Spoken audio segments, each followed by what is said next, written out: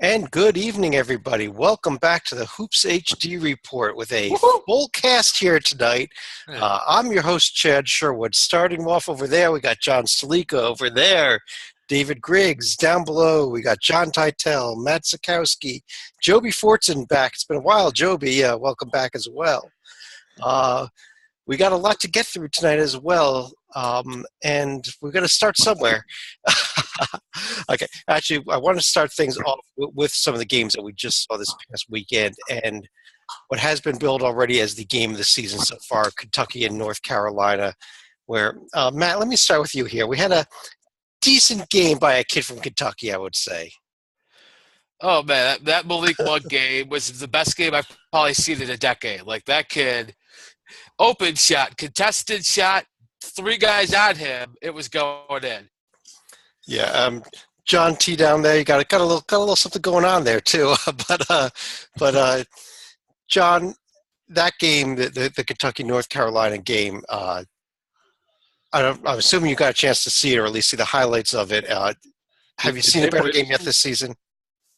Did they play this weekend? I want to say yes. I mean, like, if you love offense, obviously that's the game for you. When you have two of the bluest of the blue blood programs, each scoring triple digits, they're all making threes. Monk is playing like an NBA All-Star. Forget about an All-American.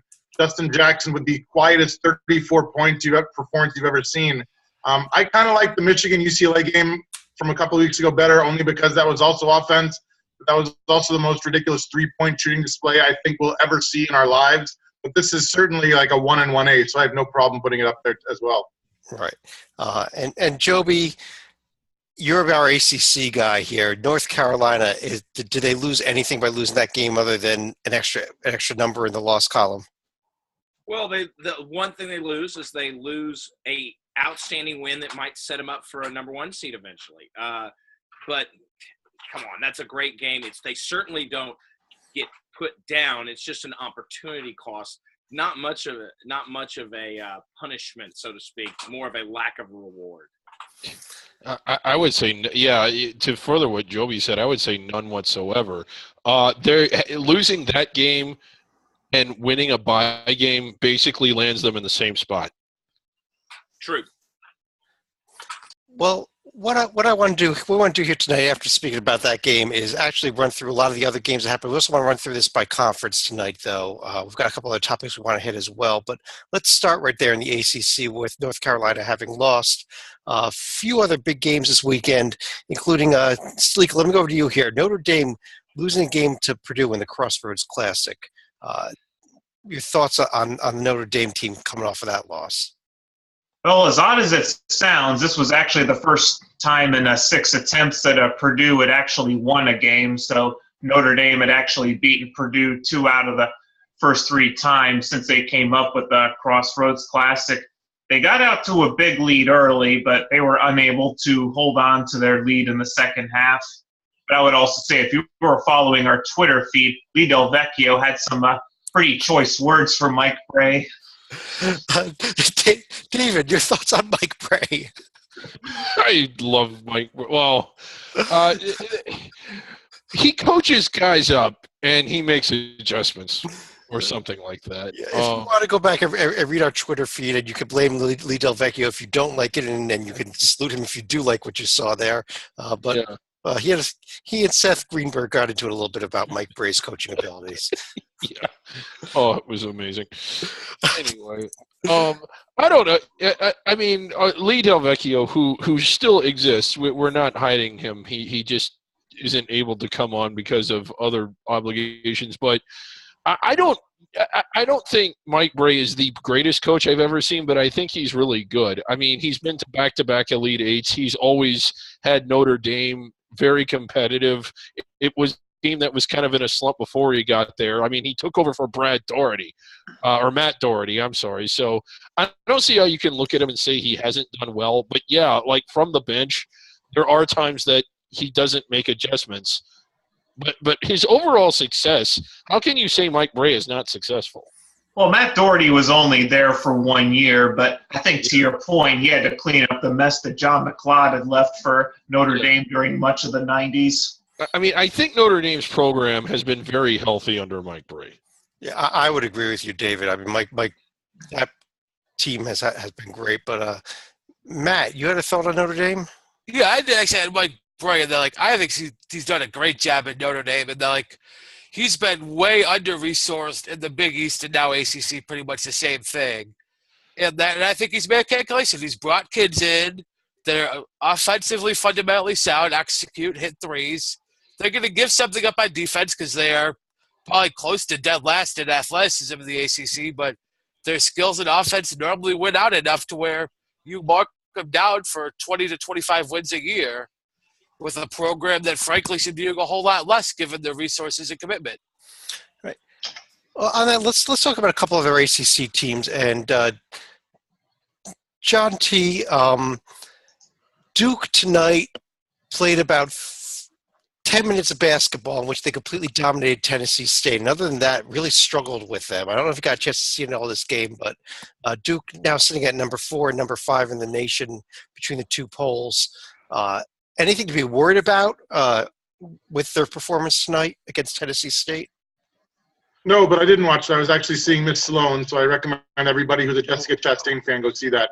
In regards to your question, however, Duke is literally 2 points away from being undefeated. They lost to Kansas at a neutral site, and now their freshmen are getting healthy and getting into the idea of how the offense works in the rotation. So I think there's zero to fear from the Blue Devils. Yeah, Harry Giles didn't play a full game by any means tonight, but did get worked into the game tonight a little bit with Tennessee State. And Joby, an ACC team we really haven't discussed recently, almost quietly sitting here at 10-1 and top 10 team in the country, is the Louisville Cardinals. They've got a pretty big game coming up this week, but I think it's the first time we've discussed them in a while, it seems like. Well, they've got a couple of games coming up that are kind of a back-to-back pounding of, the Kentucky game, obviously, is what everybody's going to pay attention to, and they should. Kentucky's coming off the North Carolina game that we discussed earlier, and then you've got the Virginia game right on its heels. It's the start ACC play. We're going to find a lot about Louisville in the next few days. I like what I see. This is a team that would have made the tournament last year if they didn't have the self-imposed ban, would have been right on the border of being a protected seed or not last year. They are that again this year. Pitino has them running well. They are legitimately right now in those top 16 spots. Look out for Louisville. The defense is still strong. I love teams that have a strong defense.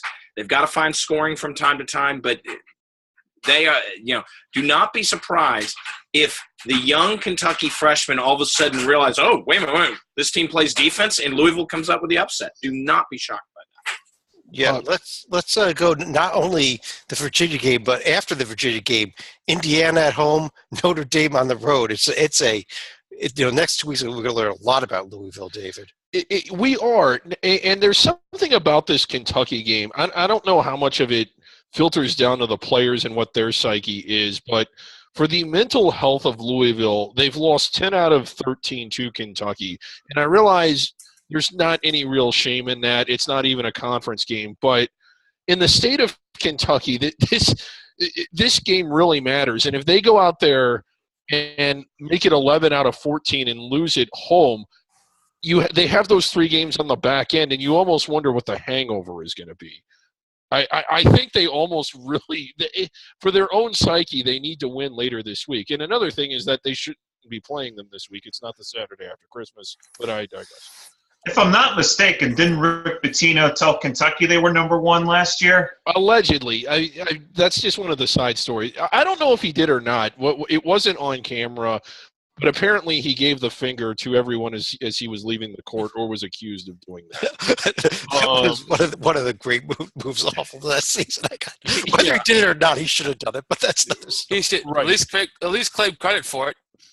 Yeah, so again, am I imagining or is there anything to that? Like if they don't beat Kentucky, is it going to take them a minute to get out of that funk with those other 3 big games coming up? If you're looking for a formula for a 4-game losing streak, to where then you'll overreact and say Louisville, oh, they're not any good, and then you look at it. 2 of the games are at home. The Kentucky, the Virginia game, the Indiana game, I believe, is in Indianapolis or a neutral court at least. So I don't see them going 0-4 in this stretch. That Notre Dame game at the end may be a huge trap game on the road after the other three, but I don't see that happening. But let's move on to a couple other teams here. And Salika, let me bring you in here on this Florida State team, another team with a very good record overall, sitting here at 12-1 now, in the top 25, barely 21 in the AP, 22 in the coaches poll. You still a believer here after I think all they beat this week was Manhattan and Samford, but Samford today actually. Yeah, you would have only seen Samford if you were taking a long lunch break, but they've recovered quite nicely from the Temple toe stub earlier this year. And even that win against Minnesota, granted it's December, but that win's starting to look a little better than we initially thought. Well, Joby, let me turn to the other end of the ACC and a team that we did not think we'd be talking about on the bottom of the ACC, but Syracuse Orange lose at home to Georgetown, a team that we're very big on this Georgetown team heading into the season. I know, but is something wrong in Syracuse? Georgetown sucks. It just means Syracuse sucks worse. No, Syracuse. What's going on? I mean, I know that not everything transpired at the beginning of the year for them, but come on. I mean, Syracuse is not the team that we thought that we all thought they were. We thought they were borderline protected seed level, but I mean, their performance is just anemic, pathetic. They're going to be a bad loss to some team in the ACC that goes up to Syracuse and stubs their toe, whether it be a Louisville, let's say a Louisville that we've mentioned, or a Florida State that we've mentioned, goes up and loses to Syracuse. It's going to be viewed as an awful loss at the end of the day. And Syracuse, it's going to actually cost the conference, I think, a little bit in seeding, and who knows if it costs them a team. How about Monmouth? They had a loss at Syracuse. Yeah, John T., I just want to get your thoughts. Do you agree with Joby on this, is that Syracuse is now just a bad loss? It's all they're left of being. It's very hard to say. I mean, Georgetown on the road made 8 more free throws than Syracuse and won by 7. So it's not all about free throw shooting, but I don't think you hit the panic button yet because that was a winnable game. I still don't understand kind of the rotation. Tyler Robertson was a key part of last year's Final Four team against Georgetown. 6 minutes, 0 points, 0 shots. I'm not the coach, but I don't get his role on the team. Well, let's move on to another conference here. Let's move over to the Big East. And Salika, your team, the Xavier Musketeers, won the Skip Prosser Classic there against Wake Forest. But another team that's sitting here and almost looking, according to some people, as being the 3rd or 4th best team in the Big East when we thought they were a challenge for the top. Is there anything wrong here in Xavier, or is it too early to panic? I kind of alluded to it in the comments thread, but because there's only one game where they really seem to underachieve, and that was the Colorado game, it does plant a few seeds of doubt as to whether or not they can win an actual road game. I mean, they've won neutral court games against Missouri and, Clemson and Northern Iowa, but Clemson is the only team of those 3 that's actually going to have a pulse. And don't look now, but their next true road game at Georgetown, that's starting to look more and more dangerous as we get to New Year's Eve. Well, David, the team that may be pushing Xavier down into 4th place is Butler here, who's now sitting here at 10-1 and a very nice win over the weekend over Indiana. Yeah, Butler's wins are, Indiana, neutral floor, Arizona, neutral floor, and Cincinnati at home. They also have a win over Northwestern, who right now, and I realize right now is not the end of the year, right now Northwestern is looking like a tournament team. That's an unbelievable profile, and had it not been for the loss at Indiana State, I think their profile is suddenly looking as good as Baylor and other 1 seeds. I mean, to have 3 wins against ranked teams and 2 of them away from home, that's really, really good. They're on paper, they're as good as anyone. Well, Matt, let me bring you back in here. One other Big East school, the Creighton Blue Jays. Yes, they're 11-0, but over the weekend, somehow pulled out a win over Oral Roberts. I don't know how they won the game because I think they didn't score for the last 5 minutes of the game or something like that. No one did for the last. No one did.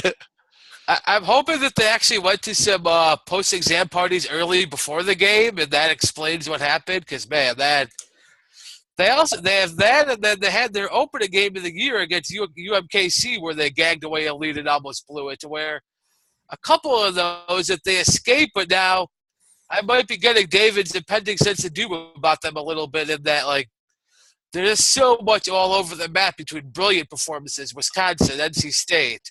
And then those two stinkers where they came out with a win, but it feels like a loss. Okay, here's the thing.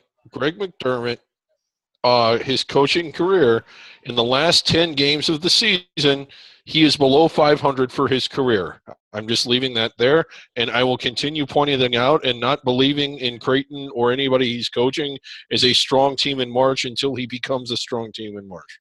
There's actually one thing I forgot to add about Xavier, and that seems to be this year's favorite mystery novel. When is Miles Davis going to be coming back? I mean, he still hasn't made an appearance since his off-season shenanigans, but Chris Mack is playing his cards close to the vest as to exactly when he'll be reinstated because, as he's pointed out, I think it's a WCPO reporter, Shannon Russell, he doesn't want to tip off the opposition as to exactly when he's going to be available to play again.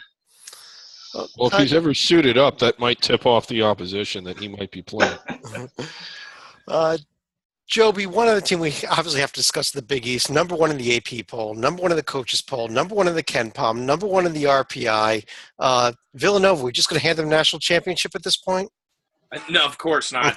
But the fact of the matter is, no one's beaten more tournament teams. They've actually earned all these accolades, as when you look at the metrics like a Pomeroy's, et cetera. I mean, they go out there, yeah, they're beating teams that we're going to be mentioning later. You know, teams like Notre Dame. We've already gone through Wake, which we've referenced. Yeah, this team is surprised even me, and I was thinking, oh, they're a 1 or a 2 seed, you know, preseason. You know, they return a lot off that team, but they lost some inside. But they're exceeding expectations and then some. They're not just winning; they're winning comfortably. They will be a contender for the national title. Do not sleep on the fact that people besides Florida a few years ago don't repeat. They have a real shot. Let's sorry, David, you had a comment on them? Well, their schedule is amazing. Their schedule is 18 Big East games, 4 Big 5 games, an exempt tournament where they beat, Western Michigan, but then Wake Forest and UCF, Purdue, Virginia. This team, if you're looking for, they don't play by games. Maybe they would rather. They only played a couple. Talk about a team that just went out and challenged themselves. Yeah, and Temple is a real team too, because Temple, some people have stubbed their toe already on Temple, and Villanova took care of business in that Big 5 game. Well, it's not Long Beach's out of conference schedule all the way through the year, but it is as hard as any Power 5 team's conference overall schedule would be. Considering the rivalry games, the exempt tournament, and they played Lafayette and Charleston, and I think those are their only 2 bye games. Joby, I'm not going to agree with you on Temple, and we'll talk a little American coming up in a few minutes here. I am not sold on that team. I'm more sold on a few other teams in the American than them. But let's move over, before we get there, we'll move over to the Big Ten. And John T., let me bring you back in here. Last night, Michigan State at home losing to Northeastern. Is that it for this team? Is the streak of, I think, close to 20 consecutive NCAA tournament berths for Tom Izzo coming to an end this year? It's looking that way. When you lose to Arizona, Kentucky, Baylor, and Duke all in November, that's you chalk it up to losing 4 starters from last year's team and trying to integrate freshmen and having Miles Bridges, your star freshman, hurt. When you lose to Northeastern at home by 8, you push the panic button. And it's one game, but this team is in serious jeopardy, I think. Right. Sitting here at 5 losses already, and we're still in December. There's only so many games you can lose in a season. David, you still had Michigan State in your field. The bracket you released today, which I thought you were on crack when you created it. But, you're just jealous of my brilliance. That's all that's going on here. Well, they were on the 12 line. They do have – essentially the way I did it was the tiebreaker in all cases was, have you done something? And they have. They have the win over Wichita State, which I know isn't a lot, but it's a 68-team tournament, Chad. You had to take someone. There's definitely concern in the Michigan State camp, but I'm not jumping on the panic button until they lose to Tim Miles again. Oh, don't start. They're going to. Matt, on the other end of the Big Ten for Michigan State, I think this is normally where they are, although it's kind of reversed. But Northwestern Wildcats now sitting here, 9-2, off of a very impressive win over Dayton over the weekend. Man, in a week where it looked like their two colors could shine through, they escaped the hideously potential ugly loss to Chicago State, a team that DePaul goes beats by 40-something a few days later. But then, gets a 24-point lead against Dayton at the half, and then almost blows it, but still holds on. And this might be the week that they finally leave the Demons behind and go on their way to a tournament where it's going to be tough to field, I can already tell. So, there are 5 teams that have never made the NCAA tournament despite being members of D1 since the beginning, and Northwestern amazingly still on that list. And, David, this could be the year. It could be. Right out of the gate, they start off conference play with 4 of their first 5 league games on the road. Now, the payoff to that is they get more home games down the stretch, but some of these are winnable. Penn State, Michigan State, Nebraska, and Rutgers. They can win some of those, get off to a good start, and get some true road wins on their profile. I think I've said this before, and I've never been right, but I am right this time. Northwestern will do it this year. All right. Stalika, I know you're a big Ohio State fan living there in Xavier country, but the Ohio State with the loss to UCLA over the weekend as the other half of the CBS Sports Classic. I'm sorry, with the Kentucky North Carolina game. Ohio State now sitting here 8-3. Do you think this is a tournament team this year? I think you're confusing me with Kyle Lamb. It was a joke. Yes. But at the same time, I think we're also putting a little too much stock into their stinker at home against FAU. But other than that, they've looked pretty good against teams like Virginia and UCLA, who aren't going to lose too many games this year. Their win against Providence at home is starting to look bigger and bigger. Well, one of the problems, with Ohio State, I agree with John. They have looked good, and this will probably work itself out. But when you look at their profile, they have the win against Providence, a bunch of home bye game wins, and then 2 losses where they look good. Well, let's move over to the Big 12. And John T., I want to bring you back in here. We didn't talk about Nebraska. Well, I'm sorry. Okay, before we go there, John T., before we go to Big 12, I do want to throw this over to David. David, Nebraska, home loss to Gardner-Webb. Well, I wanted to talk about how good they were. I mean, if you insist let me get my mute button. I now have 801 career puppet mutings. But John T., over the weekend, West Virginia, Bob Huggins picks up his 800th career win. Got this team out to a very nice 9-1 start now as well.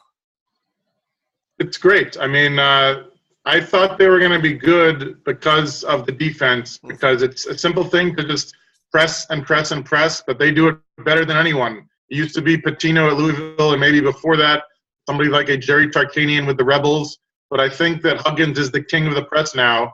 He's 4 points away from a neutral site loss to Temple from being undefeated. Great win at Virginia, which, as Joby can attest to, nobody goes in there and beats them. Got a couple of cupcakes before opening up Big 12 play with Radford, Northern Kentucky. This team is a legit top 10 team. It's December, but they are a legit top 10 team. All right. Talk about teams that are not legit top 10 teams. Joby, Texas now 5-5 after the loss to Arkansas over the weekend. We got problems here with Shaka's team. Yeah. We do. Texas is not winning games that they really need to win, like that Arkansas game. Arkansas is not a bad team. It's not like you go out and go, oh, these are bad losses, et cetera, et cetera.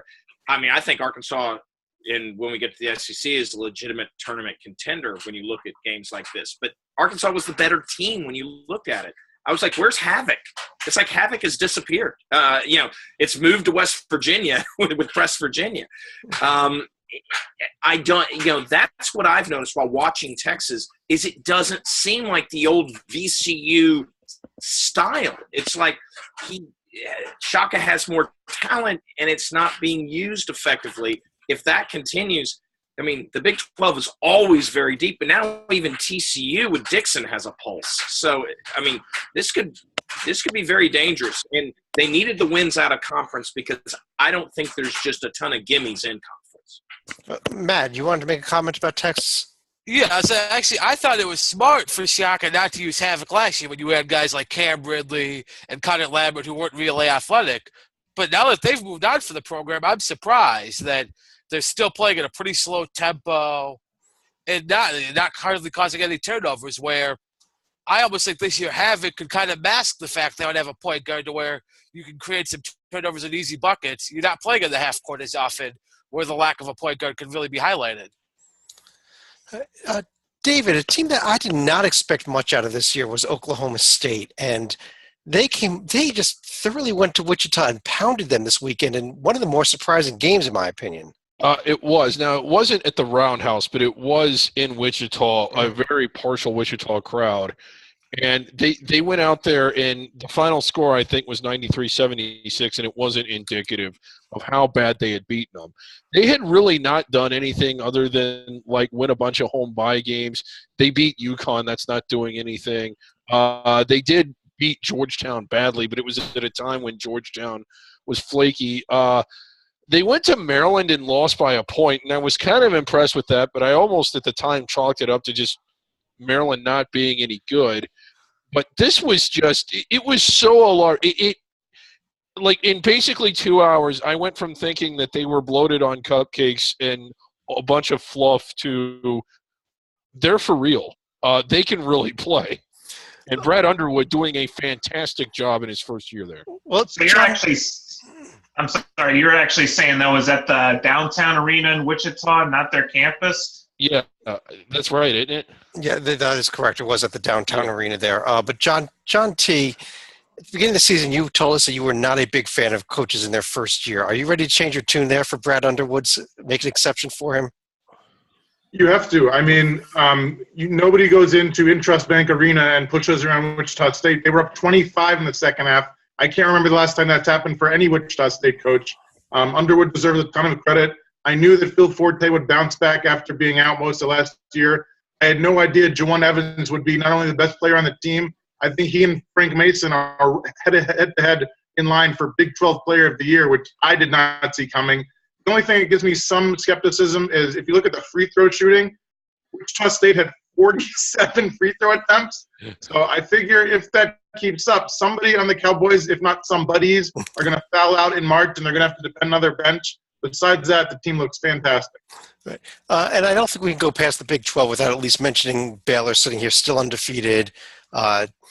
Stalika, they had an exciting week, picking up wins over Southern, Jackson State, and some guy by the name of John Brown. I think he played for High Point last year.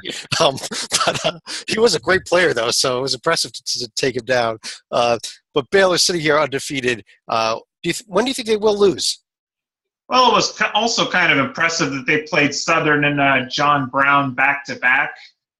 But I do think there's probably going to be a couple road games into the Big 12 this year where they finally will trip up. I mean, there's too many alligator holes in that conference to even really consider running the table, even if you're named Kansas.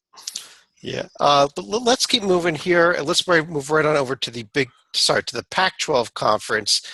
And we mentioned the UCLA-Ohio State game a little bit earlier. UCLA getting that win, now sitting at 12-0 on the season, number 2 in both polls, David.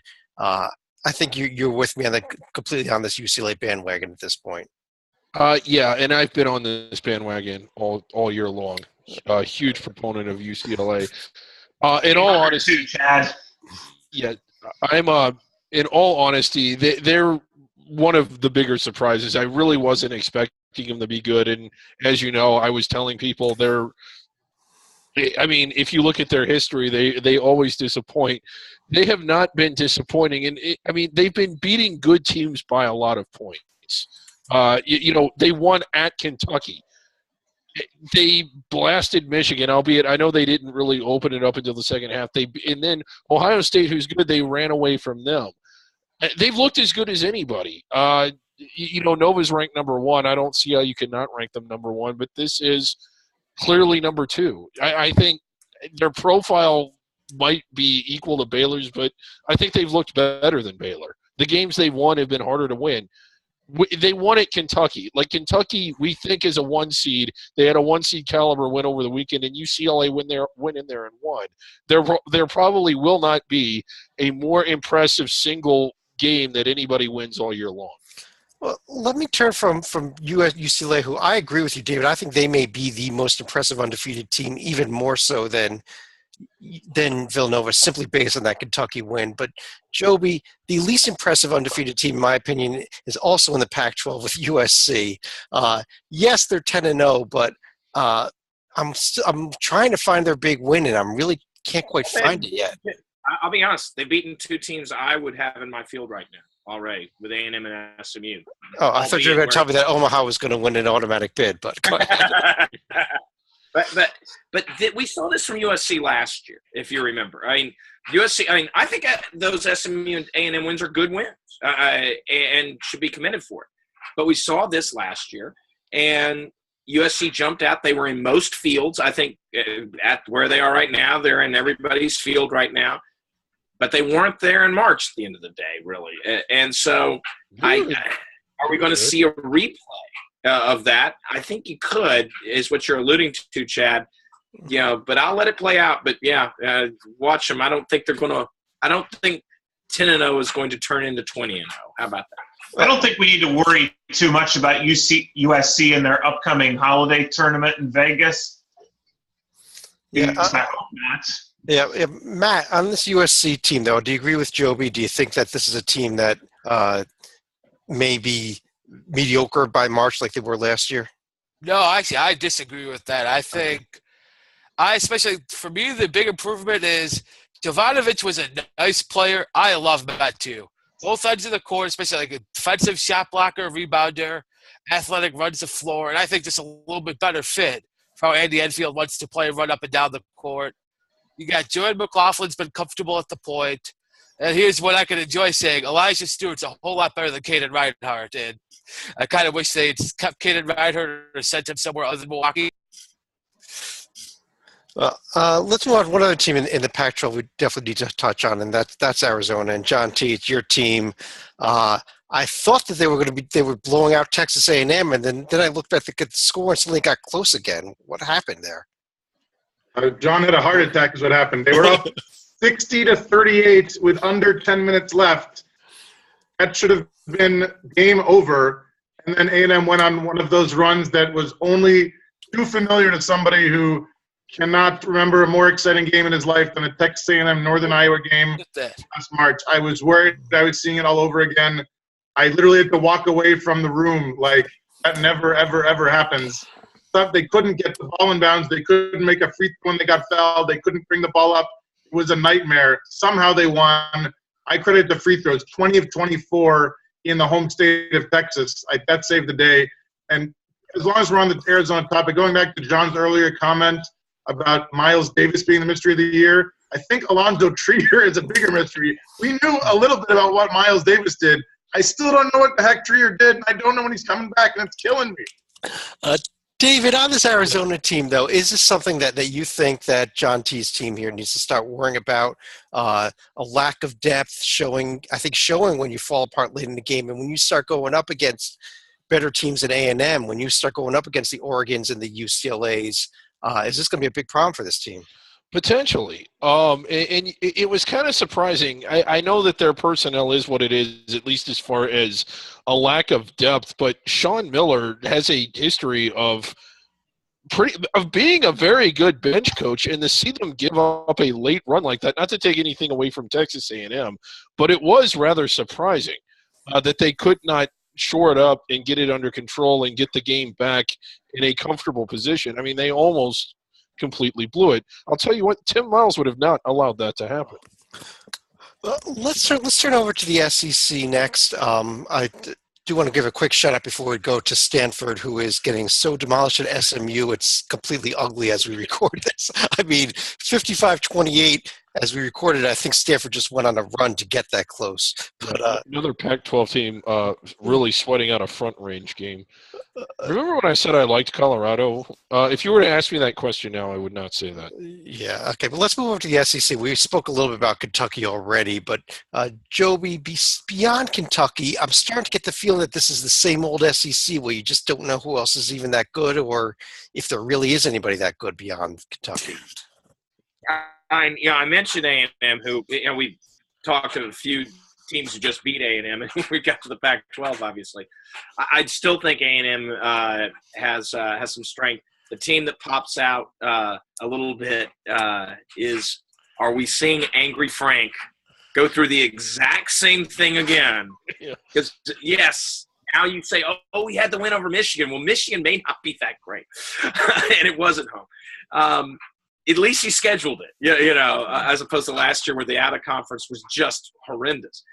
But once again, South Carolina, piling up a lot of wins, a lot of bye games, and it's a little better, but they could be in the exact same spot and sitting home if it isn't careful. And I think the whole SEC has that feel, that bubble-ish feel beyond the gaping chasm between Kentucky and those guys.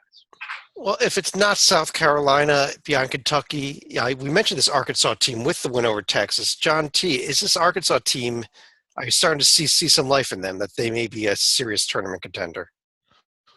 They are, as John has said, like a loss to Minnesota this year is looking like a good loss, and that's the only one on their schedule, and it was in the great state of Minnesota. They have a couple cupcakes before opening up by hosting Florida, which is going to be quite the test. What I like about the team is a couple of things. One, Coach Mike Anderson, I think he's a great coach, and he was a disciple of Nolan Richardson and keeps preaching the 40 minutes of hell kind of thing. Additionally, the SEC, as you can tell with guys leaving with the one-and-dones in the past, like Anthony Davis and Ben Simmons, these amazing players, is that there's a lot of youth coming into the league. Arkansas is the opposite. Top 5 players: senior Dusty Hannas, senior Moses Kingley, junior Daryl Macon, junior Jalen Barford, junior Anton Beard. I love the veterans. I think that's going to help them as the season gets longer, because while the freshmen are growing up and catching up, they're also getting more tired because they've never played this many games in a season in college. So I think Arkansas is looking pretty good to win 20 games. David, we got to mention one other team here in the SEC, and Bruce Pearl's Auburn Tigers sweated out Mercer, needed a buzzer-beating 3 to win this game. Or it was, shouldn't Bruce Pearl's team be better by this point? He should, and it's been kind of surprising because it's his third year, and this is typically when you expect him to get on a pace, but it's just that in his first 2 schools, Milwaukee and Tennessee, the results were immediate. In fact, it was so fast how good they got, how quickly. And I realize Milwaukee's on a smaller scale, but they were a virtual transitional team, and then suddenly they're a conference frontrunner almost immediately. Tennessee was a sub-NIT team who immediately got a 2 seed, like a top 10 level program. So, yes, it is a little surprising that it's taking this long. But one of the things, is this a potential tournament team or a tournament caliber team that had a really bad, inexplicable game against Boston College, or are they really still not quite there yet? But yet 2 of their last 3 games involved a 3 at the buzzer to beat Mercer and a loss to Boston College. It's a good thing you hit that Boston College, because that's one of those games where they're probably going to need a waiver from our committee just to be considered. Yeah. But they also had, I forget his name, but they had a 5-star product who actually committed to Auburn and I guess enrolled for the winter/spring semester. So he's immediately eligible. Yeah. And then this was just on the heels of their comeback 3 against Mercer, which was very close to what James Forrest and Georgia Tech hit in 1992 that still remember 25 years later for Al McGuire's call. Yeah. Yeah, Matt, let's move over to the American. We're going to run through a couple other conferences kind of quickly here. Cincinnati off to a good start. But Memphis picking up a win in Oklahoma after the home loss to Monmouth. Is there life here in Memphis, or was this just not that good of an Oklahoma team? I'd say a little bit of both. And I think it's still probably a year or two before Memphis is a serious tournament contender. But I think this highlights Tubby Smith's going to get it done down there. They're the slight chasm in coaching abilities between their former coach and their current one. And I think Tubby's recruiting just well enough to where he's going to have them in an American where I think you can move pretty quickly up the ladder. So this year, I'd still say probably 4th or 5th in the league, but I think a year or two from now, they're going to be up right at the top. And one other team in the American, John T., let me turn to you with them. The Temple Owls. I know Joby kind of likes it. I know there's been some talk already tonight about that this Temple's a good team. They've lost at home to George Washington. They've lost at home to New Hampshire. They lost at UMass. Yes, I know they did great winning Florida State and West Virginia back-to-back. But personally, I've seen nothing more from them other than that. They beat NJIT by 5 points over the weekend, and that was it. All they do is play current and former teams of the people, it sounds like. Unbelievable. It's really a roller coaster.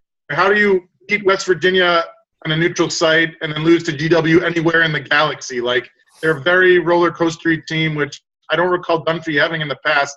He was either very good or he was always very good. Who am I kidding? A loss to Villanova is nothing to sneeze at, but you can't lose to GW and be considered a threat, period. David, over in the Atlantic 10, VCU picked up a win at Middle Tennessee State, a team that not many people know about, but I think you and I would agree is a very good Middle Tennessee team, still getting top 25 votes even after the loss. Yeah. Is this VCU starting to turn things around now? I would say so. Now, the game was at VCU. It wasn't at Middle Tennessee. And I think if it had been at Middle Tennessee, they wouldn't have won it. But they won their last two. They really win in the Old Dominion, who can be good and who played well. That's a big rivalry game. I think that gave them an emotional lift. It was a true road win on paper, but I think it was just more important. It was a feel-good win that they kind of needed. And that was a well-played game. It was a horrible broadcast, but it was a well-played game against Middle Tennessee between two really good teams. If there's such a thing as an eye test, I'd say they passed it in that game. I know Middle Tennessee isn't the brand name that gets everybody excited, but they are really good. The one thing, they just look so bad against Illinois, but other than that, their only other losses are Georgia Tech, which is kind of a head-scratcher, and Baylor, which is not a head-scratcher. One other team I want to discuss tonight over in the West Coast Conference, Joby, the Gonzaga Bulldogs. They beat Tennessee by 10 points. It was a lot bigger blowout than that even. Tennessee made a run kind of to get back into the game.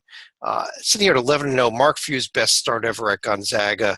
Is this his best team ever at Gonzaga now? Right now, I would say they're performing at a level that is the best that they've ever performed. That includes the Morrison team. They're making a believer of me because they always do this. They always get good wins, but they haven't lost those games. Usually they lose a couple of these games, but instead, they're going out, they're beating John's Arizona team. They're going out, they're going on the road essentially. I don't know if you want to call it a neutral site or not, in the Florida game. But they aren't stubbing their toe, and not that a Pitt game in Japan last year you're stubbing your toe, but they were going to lose that game. And they're not doing that this year. They're completing. They're following through. And we're going to see a great West Coast race because I actually am a believer in St. Mary's. Oh, I can't believe I'm saying that. But, wow, what a great two-team race is going to be. I give the Zags an advantage, certainly. But, man, what a fun West Coast conference we're going to have this year at the top. I agree with you. I think it'll be a fun conference. What I want to do now is we normally would discuss the Mountain West, but we're running short on time, so we're going to just can them right off of the show because they don't count anyhow. Just yes or no, is there anyone from the Mountain West that would currently be inside the bubble? No. Okay. Let's go on to. I want to take a quick preview of some other games that we want to hit here. But a quick preview of upcoming games for this week. Starting Tuesday night, Georgia at Georgia Tech in a big in-state rivalry, and Stolica, Ohio State doing something they have not done in 2 years. They're playing Youngstown State, another team from the state of Ohio. Yep, and I'm guessing that's also going to be at Value City Arena. Yeah, it is. We've got a Creighton at Arizona State, and talk about Mountain West teams. John T., your Arizona Wildcats hosting New Mexico. I am not too concerned unless two other guys get ineligible in the next week, but I think we'll be okay. All right. Coming up Wednesday night, of course, we have the huge Kentucky-Louisville game that we already discussed. David, Missouri's big rivalry game coming up Wednesday night as well against Illinois for bragging rights. Yeah, great series, always a great atmosphere. It's a great book. This will be a horrible chapter in that book. And something about Missouri playing the wrong team as well, but we'll ignore that. We also have that Oakland-Michigan State game coming up. Syracuse getting another former Big East rival here in St. John's. And Joby, an interesting doubleheader happening at the Mohegan Sun. The late game, pretty interesting. Auburn and Oklahoma, the Hall of Fame birthday of basketball doubleheader. The early game, Fairfield and Boston College. How excited are we? You know what? Yeah, we keep on making our BC jokes. BC's a little better this year, as in they might actually get a win in the ACC. Well, we can still make the jokes, can't we? But Joby, let me sit with you for We 1 don't second. have to stop that. Joby, stick with you for one other second here. The late game coming up Wednesday night. Your Cavs at Cal, the return game from game last year. What do you think about this team? Virginia right now, they don't have a single scorer above 10 points, but they have 9 guys averaging 5 or more. So yeah, it's where's the scoring going to come from? This Cal team, because of NBA is not and Brown going to the NBA is not as good as it was last year. But going out west, it's going to be tough, and we're going to find out. I think not about Cal, because I think Cal's on the outside looking in at the end of the day. We're going to find out a lot about Virginia, and if Virginia can be a protected seed, or if they are merely just, I think they are an NCAA tournament level team, or they just merely an NCAA tournament level team. This is the sort of game on the road you've got to win if you want to be a protected seed team. You alluded to Georgia and Georgia Tech earlier, Chad, but Clemson and South Carolina is going to have a lot more stakes at this, especially the South Carolina players, because you do not want to make Frank angry during Christmas holiday. Yeah, that was the other game I was about to get to. You jumped the gun there a bit, but yeah, it's Clemson, South Carolina, the other game Wednesday night. Matt, coming up on big win. I mean, I think that's a big win because it's a rivalry game that both of them kind of need. Wouldn't you say? Like, they've both held serve, but South Carolina's big wins are looking less big. I think this is one they both need. This is going to be a fun one. Yeah, I think you also have to go back to probably around 96 or 97 with both Clemson and South Carolina were this good at the same time together.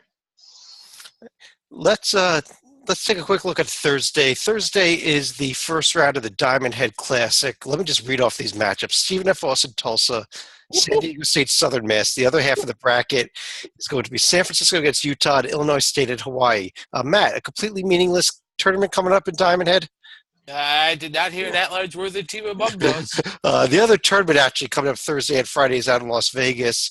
4-team event, Wyoming, DePaul, Missouri State, USC. So between the two events, we have one team, USC, worth watching, I think. 12 teams, one tournament caliber team. Merry Christmas, everyone. Actually, some good games outside the tournaments coming up on Friday. Let me just run through them real quickly here and get some thoughts on them. But Auburn is at UConn. Providence at Boston College. Rutgers at Seton Hall, big New Jersey rivalry there with the one-loss Rutgers team. And an interesting game to kind of circle on your calendar there is Arkansas State at Minnesota. Minnesota could get a good test from this Arkansas State team. John T., any thoughts on these last batch of games here? The one that stands out to me is Auburn traveling to Hartford. This is the year that an 8-2 team like Auburn is supposed to beat a 5-5 team that is lucky to be at 500 in UConn, at UConn. I expect Bruce Pearl to win this game, and if not, fraud. I want to hit one other topic here. Sorry, Dave, you had a comment first? Yes, this is an absolutely necessary comment to make. At the time we were recording this, the Pole is losing at home to SEMO 49-37. If they lose to Southeast Missouri, the Big East should just kick them out. In fact, they should kick them out at the under 12 timeout. We'll see if that happens. But I was watching one of the game earlier tonight. I forget which one it was, but there was a lot of discussion during that game. There's been a lot of discussion, I think, so far this season about college basketball going from halves to quarters next season. The women did it this year. No. And David, I wanted to give you a chance because I know you have a lot of thoughts about this, and I want to give you a chance to discuss this because I think it's coming, and I think it's coming next season. Well, it's not coming because it's idiotic. Like, why do we need quarter? We don't really even need halftime. We could just put 40 minutes on the clock and go. Football doesn't need quarters. They can just play 2 30-minute halves. Why do we need quarters? It's an unnecessary reason to stop. Nothing good comes from it. And, like, occasionally players get confused and think it's halftime. Well, actually, none of us remember this, I'm certain, but from 1951 to 1954, there was quarters in college basketball, 4 10-minute quarters. They took it back out in 54. The idea here, I believe, John T., let me talk to you about it a little bit here. But the idea here is that we're making the game sync up with the high school game and the pro game and the international game by going quarters. We also do 2 groups of 5 team fouls, so they reset halfway through what is the current half. And I've also heard some people say, hey, you also get 4 buzzer beater chances instead of 2 in each game, which is one of the most exciting plays. Do you like the idea of going to quarters? I do, but I like David's idea more of ain't broke, don't fix. Right. Well, Matt, I don't like quarters in it. I don't even like it in the NBA. I don't like it in football. I just don't see the point. I just don't like stopping. And you don't have to stop. Oh, I think to get to one of Chad's points, if we reset the fouls like after every quarter, it does speed up the game a little bit more. And the idea here would be that there would be a TV timeout at the 5-minute mark. You'd actually end up with 1 less media timeout, which I'm sure they'd find another way to make up for because they've got to sell those commercials.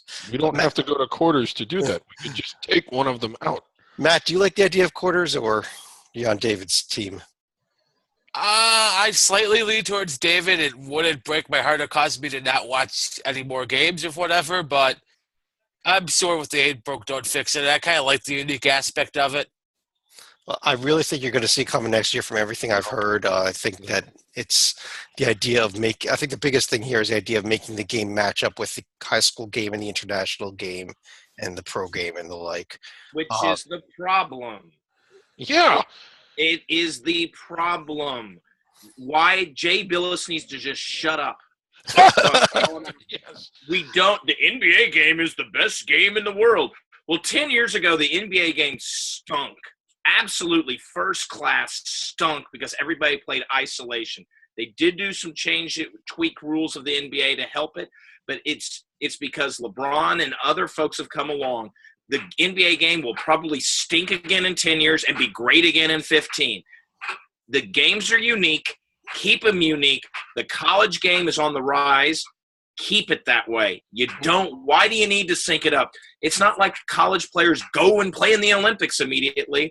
It is a bad idea, period. Keep the unique nature of the game. I thought you were impersonating Bill Walton there because you sound more like you belong in the Conference of Champions in the NBA anyhow. I got to say this. Sixths. Why don't we have sixths? When the women's game, David, when the women's game went to quarters last year, there's a highlight out there. I tried to find its show tonight, but I couldn't find it. But I believe it was a player on Baylor, a women's player on Baylor, at the end of the first quarter, made a basket just as the buzzer went off, proceeded to run into the locker room celebrating the halftime lead before she realized it was only the end of the first quarter. Right, and we don't. That's the one reason to go for quarters, just so we get plays like that. There's one reason to do it. There's a million reasons not to. And if you think going to sixth is a ridiculous suggestion, then explain to me how going to quarters is also not ridiculous. We don't need to stop. We just put 20 minutes on the clock and play. It's coming, and I'm fairly certain it's coming. But let's move over to. Happens, I'm blaming Chad. One other thing that's coming is each of our final thoughts. So let me run through each of you now. And Matt, let me start with you. Any other final thoughts for the evening? That's what I actually am going to bring something fairly serious to the discussion there. And that's the whole Carlton Bragg situation where it turns out he was innocent and that, in fact, his ex-girlfriend was the instigator, and video showed it was basically whatever he did was in self-defense. What I worry is, in a society where facts are optional, it seems at this point to begin with, is that now all of a sudden anything like this happens and they're going to say, oh, nope, she's lying, she's making it up. That's normally not the case. This was an isolated situation where this was a rare case. She was actually making it up and she was the guilty party. But I really worry that now because of this, you're going to see situations where the victim, in this case most often the women, are just going to get harassed by know-nothing people who don't realize the facts of these situations where the women, when they're claiming assault of any kind, whether domestic, sexual, or that, they're normally right. Yeah, that's an excellent point, and it's something that is concerning. Salika. I'm not sure that I can say anything after what Matt said, but I definitely echo his sentiment right there. Right. Joby, any other thoughts for the evening? This week also signals the end of Florida's Road Warriors streak. They are no longer – they get to go into their arena. They have played either nothing but neutral games or road games to date. That's one SEC team we did not talk about that is clearly inside the bubble, at least I think all of us would agree. A team to watch. I will be interested to see how the committee – because most of those neutral site games were in Florida. I'll be interested to see how the committee treats the first part, which was a relatively successful part of the season for Florida. See how they are treated down the stretch. Now that they are going to be home like a normal team for the last 2/3 of the season.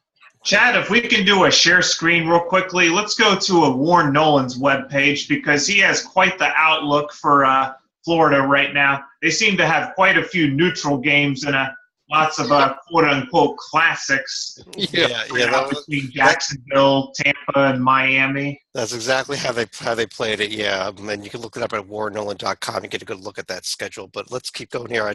John T. Any other final thoughts for the night? I want to give a little love to Taco Fall. So last year as a freshman, I thought he was just a joke of a project. I'm starting to come around. He just turned 21 earlier this month. He comes over to the U.S. from Senegal at age 16. No interest in basketball. He's a soccer guy. They realize, he's 7'6". They try him out. He tries a little basketball. It seems to suit him. Last year, he was like 7.6 boards a game. This year, he's one of the best rebounders in the nation, 12.3 a game, number 2 in the country. He also scores. Granted, most on dunks, but he's scoring 15 a game, and he's shooting 83% from the field. He's also blocking a couple shots a game. He's got an 8-foot wingspan. I don't even know if we're going to see him in the tournament because UCF's only 8-3. I don't even know if we're going to see him in the NBA. He wants to become an engineer and work for like Microsoft or something. Fascinating, amazing story. I can't wait to see the conclusion, but I'm enjoying the ride as we go along. And your Penn Quakers just beat his team this past week as well. But David, let me turn to you. Yeah, we have fun with Boston College, and we thought we were going to have fun with Missouri. Both those teams are bad, but Oregon State, if there was a Centenary Award for multi-bid leagues, Oregon State is on pace to win it. They've lost 9 of their last 10. The one game they didn't lose was to Division II Southern Oregon. The teams they have lost to include Lamar, Tulsa, Savannah State, and Portland. But it's not that big of a deal because you can't really blame Wayne Tinkle. He's a good coach. He's going to make adjustments and he is going to coach them up. I just got to throw this out there as we record this right now. Out of 351 teams in Division I, and I know RPI is pretty meaningless this early, Oregon State's going to get 345. That is unbelievable. That is amazing for our team. But because of who they play. Wow.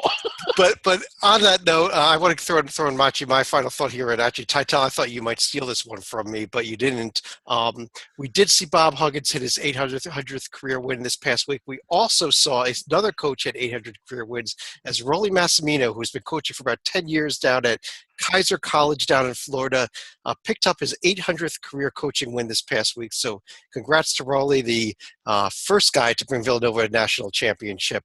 But on that note, on behalf of myself, David Griggs, John Stalika, Matt Zakowski, John Titel, Joby Fortson, and anybody else I may have missed down here and around here, I want to thank everybody for joining us. We'll be back again real soon.